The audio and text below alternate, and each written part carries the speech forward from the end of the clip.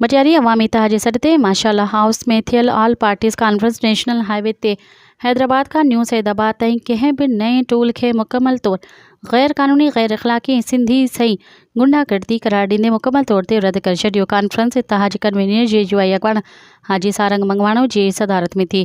Conference जेका माशाअल्लाह house हाल में थी गुज़री उन में GDA अॻवान सैयद जलाल शाह जामोट, मुस्लिम लीग नवाज़ जे नसीर मेमण ऐं मंसूर भैयो, STP जे जाम शौकत अबड़ो, फतह गाहोटी ऐं ॿियनि शिरकत कई। इजलास मुतफ़िक़ा तौर न्यू सैदाबाद खां हैदराबाद ताईं कंहिं बि नए टूल ठहण खां गैर क़ानूनी गुंडागर्दी ऐं लुट मार जो ज़रियो करार ॾेई छॾियो। मुतफ़िक़ा फ़ैसिलो कयो वियो त टूल ख़िलाफ़ जदोजहद खे वसी कयो वेंदो ऐं धरणा, अवामी राब्ते मुहिम ऐं अवामी असैम्बली मुनक़द कई वेंदी। टूल खे गैर क़ानूनी करार ॾियण लाइ अदालत में केस दाख़िल पिणु कयो वेंदो। इत्तेहाद जा अॻवान जल्द मटियारी ऐं हैदराबाद में प्रेस कॉन्फ्रेंस करे अॻे लाइ अमल जो ऐलान कयो वेंदो। मज़ीद ख़बरनि ऐं तफ़सीलात लाइ विज़िट कयो असांजी वेबसाइट www.awamiNewsHD.com ऐं ॾिसंदा रहो अवामी न्यूज़ HD।